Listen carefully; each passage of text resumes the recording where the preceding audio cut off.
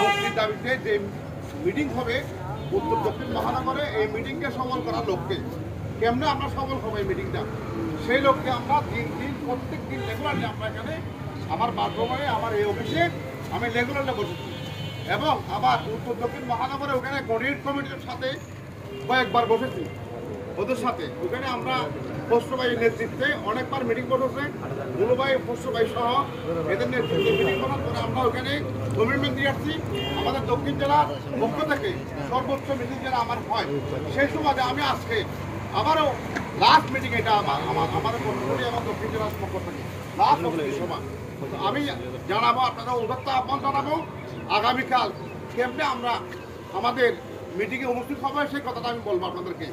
কথাবার্তা এখানে আমাদের সাংগঠনিক কোনো কথা নাই আজকে, যদি আসে কালকে কেমনে আমরা মিটিংটা সফল করবো এই কথা। আমরা এই 5টা গাড়ি দেওয়ার জন্য সবাই মিলে বসতে, এখানে 5টা গাড়ি দেওয়ার জন্য বসতে, কিন্তু হঠাৎ করে আমার ছোটো ভাই ওনার নাম কি ইউনিয়নের সভাপতি ভুতুল, কিন্তু মাইল করার কোনো কিছু নাই।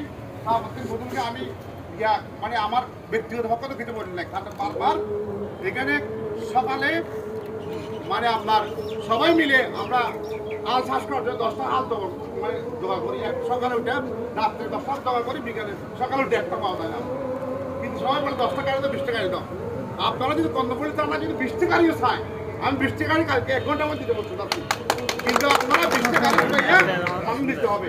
কিন্তু আমার দক্ষিণ চট্টগ্রামে পুরা করবে এই ঘোষণা চট্টগ্রাম আনতে হবে ইনশাআল্লাহ।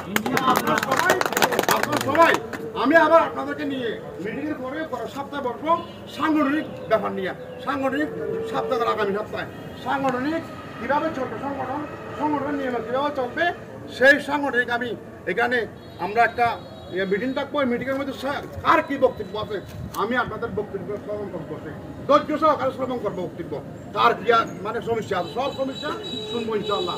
আগামী দিনে আমি আবার আমাদের দক্ষিণ চট্টগ্রামে কমিটি ভেঙে যায় আগামী সপ্তাহে, ওই কমিটিতে আবার পুনরায় আমি ওইখানে আমার ব্যক্তি মানে আপনাদেরকে জানাতে হচ্ছে, কারণ দক্ষিণ চট্টগ্রামের পক্ষ থেকে সবাই আমাকে বলছে আমার সাথে 28 জন মেম্বার এখানে আছে, ওই 28 জন মেম্বার সবাই বলছে আমাকে সভাপতি প্রার্থী হওয়ার জন্য।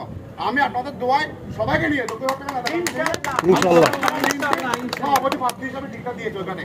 কিন্তু আরো সাধারণত বলতে চাচ্ছি যে এখানে আগামী দিনে এই কর্ণফুলির থেকে বা যা কর্ণফুলি আমার থেকে যাকে সভাপতি দেয় আমাদের নেত্রী আমাদের তার পক্ষে আমরা কাজ করবো ইনশাআল্লাহ। তার পক্ষে কাজ করবো, আমাকে না তার পক্ষে তার পক্ষে কাজ করবো। আরো একটা কথা বলতেছি, আরো একটা কথা আপনাদের জানাতেছি যে আগামী ভবিষ্যতে এই কর্ণফুলি আমার থেকে যাকে বিএনপি প্রার্থী নমিনেশন দেওয়া হয় তার পক্ষে কাজ করবো। তাও আমি আবার 1996 থেকে 2001 সালে 2007 সালে আমি নমিনেশন চেয়েছি এই দানশীলের পক্ষে, এই এমপি নমিনেশন চেয়েছি। আগামী দিনেও আমরা এই কর্ণফুলি আমার থেকে আমি আবার পুনরায় প্রার্থিত হবো, পুনরায় আমি দানশীলের প্রার্থী হিসেবে আপনাদের ডিক্লেয়ার দিলাম।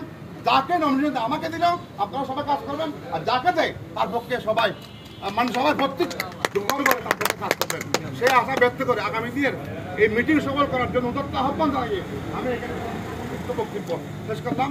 খোদা হাফেজ, বাংলাদেশ জিন্দাবাদ, সবাইকে ধন্যবাদ। আসসালামু আলাইকুম ওয়া রাহমাতুল্লাহি ওয়া